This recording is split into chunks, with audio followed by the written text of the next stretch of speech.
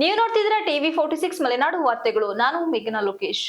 ಭಾರತದ ಕಾಫಿ ಪ್ರಪಂಚದಲ್ಲಿಯೇ ಅತ್ಯಂತ ಉತ್ಕೃಷ್ಟವಾದದ್ದು ಎಂದು ಕಾಫಿ ಮಂಡಳಿಯ ಮುಖ್ಯ ಕಾರ್ಯನಿರ್ವಹಣಾಧಿಕಾರಿ ಜಗದೀಶ್ ಹೇಳಿದರು.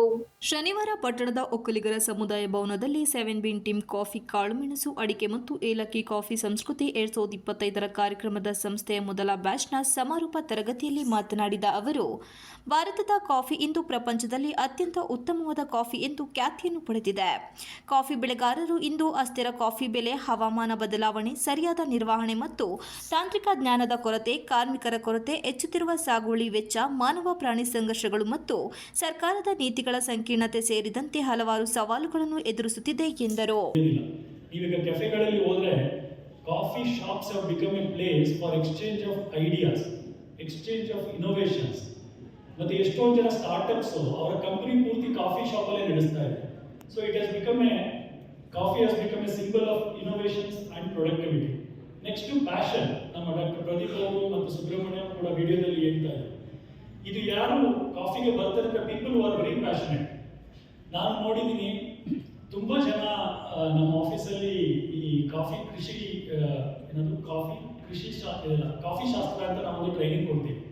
ಆ ಟ್ರೈನಿಂಗ್ ಅಲ್ಲಿ ಕಾಫಿ ಗ್ರೋಯರ್ಸ್ ಮಾತ್ರನೇ ಬರ್ತಾ ಇಲ್ಲ, doctors, IT professionals, advocates, journalist ಅವರು ಬಂದು 1 ವೀಕ್ ಕಾರ್ಯಕ್ರಮ ಮಾಡ್ತಾರೆ. ಅದು ಮಾಡಿದ್ಮೇಲೆ ಎಷ್ಟು ಅವರು ಇದಾಗಿರ್ತಾರೆ ಅಂದ್ರೆ ಭಾವೋದ್ವಿಕರಾಗಿರ್ತಾರೆ. ಬಂದು ಸರ್ ತುಂಬಾ ಚೆನ್ನಾಗಿತ್ತು, ಕೆಲವರೆಲ್ಲ ಸರ್ ನಾವೇನಾದ್ರೂ ಕಾಫಿನಲ್ಲಿ ಮಾಡ್ಬೋದಾ ಅಂತ ಕೇಳ್ತಾರೆ. 7 ಬೀನ್ ಟೀಮ್ ಅಧ್ಯಕ್ಷ ಡಾಕ್ಟರ್ NK ಪ್ರದೀಪ್ ಮಾತನಾಡಿ, ದಂತಕಥೆಯ ಪ್ರಕಾರ ಬುಡನ್ ಎಂಬ ಸೋಫಿ ಸಂತನಿಂದ ಕಾಫಿಯನ್ನು ಭಾರತಕ್ಕೆ ತಂದರು. ಅವರು ಹೆಮನ್ನಿಂದ 7 ಬೀಜಗಳನ್ನು ತಂದು 16ನೇ ಶತಮಾನದಲ್ಲಿ ಚಿಕ್ಕಮಗಳೂರಿನ ಚಂದ್ರದೋಣ ಬೆಟ್ಟದಲ್ಲಿ ನೆಟ್ಟರು. ಅಲ್ಲಿಂದೀಚೆಗೆ ಭಾರತದಲ್ಲಿ ಕಾಫಿ ಉತ್ಪಾದನೆಯು ಸ್ಥಿರವಾಗಿ ಬೆಳೆದಿದೆ. 2024ರಲ್ಲಿ ಸುಮಾರು 3.6 ಮೆಟ್ರಿಕ್ ಟನ್ಗಳಷ್ಟು ತಲುಪಿದ್ದು, ಕಾಫಿ ಉದ್ಯಮ 1.5 ಮಿಲಿಯನ್ ಕುಟುಂಬಗಳಿಗೆ ನೇರ ಉದ್ಯೋಗವನ್ನು ಒದಗಿಸುತ್ತಿದೆ ಎಂದರು. This is our implementation strategies, and one such is today's symposium which we are organizing. I hope you all make benefit of this, and once again I welcome all the guests and all the delegates and all the sponsors to this function. Thank you. ನಿವೃತ್ತ ಹಿರಿಯ ವಿಜ್ಞಾನಿಗಳಾದ doctor Venugopal ಮಾತನಾಡಿ, ಭಾರತದ ವಿಶೇಷವಾದ ಪ್ರಕೃತಿಯ ಜೊತೆಯಲ್ಲಿ ಸಾಂಬಾರ ಬೆಳೆಗಳಾದ ಮೆಣಸು, ಏಲಕ್ಕಿ, ಜಾಯಿಕಾಯಿ ಮತ್ತು ಅಡಿಕೆ ಬೆಳೆಯುವ ಬಗೆಗೆ ಹಾಗೂ ಅದರ ತಂತ್ರಜ್ಞಾನ ಮತ್ತು ವೈಜ್ಞಾನಿಕ ಮಾಹಿತಿಗಳಿಗೆ ಹೆಚ್ಚು ಗಮನ ಹರಿಸಬೇಕು. ಹವಾಮಾನ ವೈಪರೀತ್ಯಗಳಿಂದ ಮತ್ತು ಕಾಡು ಪ್ರಾಣಿಗಳ ಹಾವಳಿಯಿಂದ ಕಾಫಿ ಬೆಳೆ ಕುಂಠಿತವಾದರೆ ಉಪ ಬೆಳೆಗಳು ಬೆಳೆಗಾರರ ಕೈ ಹಿಡಿಯಲಿವೆ ಎಂದರು. ಒಂದು 4ರಿಂದ 6 ಬಾರಿ ನಾವು ಗೊಬ್ಬರ ಹಾಕೋದು, ಸುಮಾರು 7ರಿಂದ 17 ಬಾರಿ ನಾವು ಅದಕ್ಕೆ ಸ್ಪ್ರಿಂಕ್ಲರ್ ಇರಿಗೇಷನ್ ಕೊಡೋದು, ಇದಿಷ್ಟು ನಾವು ಅದಕ್ಕೆ ಕೊಡಬೇಕಾಗುತ್ತೆ. ಫಸಲು ಕುಯ್ಯೋದು ಅಷ್ಟೇ. ನಾವು ಕಾಫಿ ಆಗಲಿ, ಕಾಳುಮೆಣಸು ಆಗಲಿ ಅಥವಾ ಅಡಿಕೆ ಆಗಲಿ ಅಷ್ಟು ಸುಲಭ ಅಲ್ಲ. ಒಂದು ನುರಿತ ಕೆಲಸಗಾರರು ಬೇಕು. ಅದಕ್ಕೂ ಕೂಡ ಅಷ್ಟೇ 7ರಿಂದ ನಾವು 18 ಬಾರಿ ಆದರೂ ಕೂಡ ಅದಕ್ಕೆಲ್ಲ ಈಗ ನೂತನ ತಳಿ, ಅದು ರೈತ ಕಂಡಿದ್ದ ತಳಿ, ಅದರಲ್ಲಿ ಅಂತೂ ನಾವು 11 ತಿಂಗಳು ಅದರಲ್ಲಿ ಫಸಲು ಕೊಯ್ಯಬೇಕಾಗುತ್ತೆ. ಅದಕ್ಕೆಲ್ಲ ರೆಡಿ ಇರಬೇಕು. ಮತ್ತು ಅದರಲ್ಲಿ ಮುಖ್ಯವಾಗಿ ಅದನ್ನು ನಾವು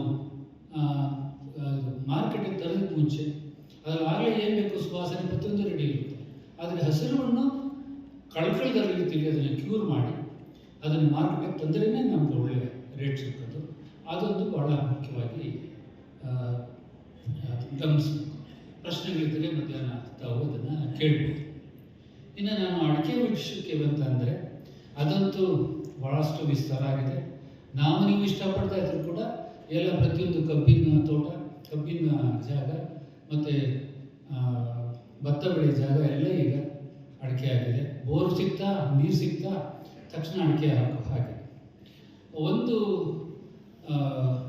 ಕಾರ್ಯಕ್ರಮದಲ್ಲಿ 7 bean team chairman HS Dharmaraj, 7 bean team ಅಧ್ಯಕ್ಷರಾದ ಡಾಕ್ಟರ್ NK ಪ್ರದೀಪ್, ಉಪಾಧ್ಯಕ್ಷರಾದ UM ತೀರ್ಥ ಮಲ್ಲೇಶ್, ಕಾರ್ಯದರ್ಶಿ ಮುರಳೀಧರ್ S ಬಕರವಳ್ಳಿ, ಖಜಾಂಚಿ CS Mahesh, NB Uday Kumar, HH ಉದಯ, ಸುಬ್ರಹ್ಮಣ್ಯ KN ಇತರರು ಇದ್ದರು.